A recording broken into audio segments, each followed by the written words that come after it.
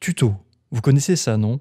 Vous voulez commencer à apprendre un truc stylé que vous avez vu je ne sais où, comme jouer du trombone, dessiner un truc super réaliste, créer un jeu vidéo, vous imprimer un bras robotique pour changer celui que vous avez perdu il y a 5 ans lors d'un combat de fourchette non autorisé qui a mal tourné. Bref, qu'est-ce que vous faites? Vous allez sur YouTube ou sur Google et vous tapez la chose en question, suivi du terme tuto. Et bien joué à vous, vous êtes désormais un utilisateur d'internet extrêmement original. Il y a des tutos pour tout aujourd'hui sur internet, genre vraiment tout. Mais du coup, j'ai remarqué avec le temps et le contact avec d'autres aspirants artistes que beaucoup ne savent pas vraiment comment utiliser proprement les tutos. Ce qui m'amène à la question suivante. Y a-t-il un tuto pour apprendre à utiliser les tutos? Avec un tel discours, vous vous souvenez sûrement de ces phrases que vous avez entendues par-ci par-là du genre « c'est pas en suivant des tutos que tu vas apprendre quoi que ce soit », vaut mieux que tu cherches par toi-même avant d'aller chercher les tutos, ou autre truc du genre. Bah en soi, c'est pas faux. Mais est-ce que c'est vraiment vrai? Ah ah! Bah en gros, cette vidéo est là pour ça. On vit aujourd'hui dans un monde merveilleux où si tu veux faire quelque chose que tu n'as jamais essayé, bah t'es vraiment qu'à une recherche Google de pouvoir commencer à le faire. Mais cela amène à une mauvaise consommation de ce genre de contenu. Une utilisation tellement mauvaise que, non seulement elle vous dégoûte et vous fait décrocher du sujet en question, mais en plus vous fait perdre votre temps si vous parvenez à vous accrocher. Comme on dit, tout est bon avec modération. De la même façon que j'adore les gâteaux au chocolat, mais que si j'en mange tous les jours, au bout d'un moment, je serai écœuré. Du coup, j'en mange rarement, ce qui me permet de conserver le côté exceptionnel du truc. Les tutos, c'est exactement pareil. Si vous ne faites que manger ça, vous vous dégoûterez juste. Mais surtout, vous n'apprendrez plus rien. Et donc vous ne progresserez pas, ou peu, vers votre objectif. Bon, je vais parler d'un sujet qui me parle le plus pour décrire les overdoses de tutos. La modélisation 3D et l'utilisation de logiciels du genre. Parce que moi aussi, je les ai fait, toutes les erreurs possibles avec les tutos. Et c'est à force d'apprendre des trucs en autodidacte via Internet, et à force de faire ces erreurs, que je peux les récapituler aujourd'hui pour vous permettre d'éviter de perdre votre temps aussi.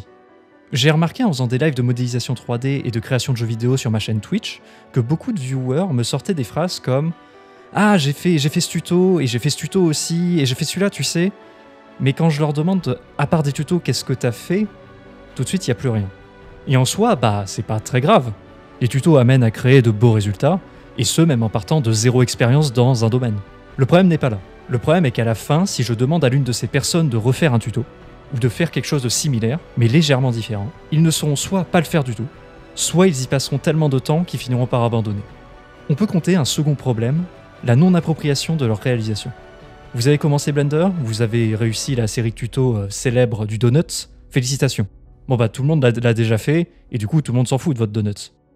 C'est un peu ça, et même si vous le regardez et que vous en êtes content, bah au fond vous sentez que c'est pas vraiment vous qui l'avez fait, vous avez juste servi de main d'œuvre sur une recette déjà établie. Alors que si vous étiez parti sur un projet à vous, que vous aviez imaginé de zéro, ça aurait été moins réussi très probablement. Mais au moins, vous auriez mieux compris comment faire et surtout, vous en seriez beaucoup plus fier. Ok, j'arrête de tourner autour du pot. Comment on fait pour utiliser les tutos alors? Eh bien, c'est très simple. Dans un premier temps, vous faites un tuto qui donne un résultat que vous aimez bien. Le donut sur Blender par exemple.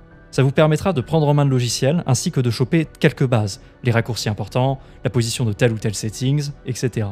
Si vous apprenez quelque chose de totalement différent d'un logiciel, un instrument de musique par exemple, vous trouverez sûrement quelque chose qui se rapproche à tout ce que je vais dire, et donc les conseils resteront les mêmes. Une fois le premier projet fini, vous pouvez potentiellement en lancer un second avec tuto si vous ne vous sentez pas tout à fait en harmonie avec les bases, mais derrière, vous vous donnez un objectif, un projet, et petit. Si vous partez sur un projet trop gros, vous allez lâcher. Ce second projet, disons que vous voulez modéliser quelque chose de simple comme un objet simple, une pièce, une maison, faites en sorte qu'il vous permette de vous focaliser sur un ou deux éléments des bases. Par exemple, la façon de modéliser, l'éclairage de la scène, la gestion du mouvement de caméra, etc. Et vous commencez, seul. Quand vous coincez, n'allez pas chercher sur Internet. Et ça, oui, vous allez coincer. Cherchez, explorez le logiciel, l'instrument, ou peu importe votre sujet. Et, au bout d'un moment, quand vous ne trouverez pas, allez chercher un tuto précis pour vous décoincer. Si vous voulez modéliser une maison et que vous ne savez pas faire la transparence sur les fenêtres, n'allez pas chercher un tuto pour faire une maison. Cherchez un tuto qui va vous permettre de faire la transparence sur les fenêtres. Ça vous fera gagner du temps et surtout, ça vous évitera de retomber dans un tuto trop long qui dénature votre vision du projet. Répétez ça tout au long de votre projet, autant de fois que ce sera nécessaire. Mais du coup, à quoi bon chercher pendant un temps par soi-même si on finit sur un tuto, me direz-vous? Allez-y, dites-le. Le fait de chercher une option ou une façon de faire vous fera découvrir plein d'autres options, d'autres façons de faire qui, elles, n'ont peut-être rien à voir avec votre problème actuel, mais resteront dans un coin de votre mémoire pour de futurs problèmes. Exemple. Vous voulez faire la transparence des fenêtres de votre maison sous Blender, et en cherchant, vous tombez sur une option qui vous permet de leur faire émettre de la lumière. Bah sur le coup, c'est pas important. Mais du coup, quand vous ferez, je sais pas, un néon à l'intérieur de votre maison, eh bien vous vous souviendrez que « Ah mais oui, je l'ai vu tout à l'heure ça ». Et ça, c'est ce qui vous permettra d'en apprendre beaucoup plus sur le logiciel que si vous vous cantonnez à des instructions qui vous disent toujours « Allez ici, cliquez là », ou même les pires conseils. Ça, vous le décochez, laissez ça comme ça, on n'en a pas besoin, ça ne nous servira pas. Qui peuvent, eux, vous amener carrément à zapper une partie entière du logiciel et vous apprendre de très mauvaises façons de procéder pour la création de ce que vous êtes en train de créer. En gros, explorez et soyez curieux. Une fois votre projet terminé, réussi ou non à votre goût, trouvez un nouveau sujet et repartez. Agrandissez vos ambitions. Vous avez modélisé une maison ? Faites la rue d'à côté. Faites un immeuble. Faites peut-être la nature qui va autour de la maison. Et vous répétez le processus. Un problème ? Vous cherchez. Que ce soit une façon de faire, une option à trouver, et dès que vous ne trouverez pas, et que vous ne savez plus vraiment où chercher ou comment faire, alors vous allez sur Internet et vous tapez le problème. Et si vous pensez que c'est une perte de temps, oui, totalement, c'en est une. Mais cette perte de temps-là vous boostera votre apprentissage à un tel point qu'au final, vous gagnerez du temps beaucoup plus tard dans votre avancement dans le domaine. Mais surtout, vous aurez une impression de maîtrise de logiciel, et ça, c'est vraiment cool. Aujourd'hui, quand je lance Blender et que je me trouve face au légendaire Default Cube, je ne me dis plus « comment faire ?», mais plutôt « qu'est-ce que je vais bien pouvoir faire ?» Le logiciel est un ami, je ne vois plus que les possibilités de malade qui me sont offertes pour pouvoir créer.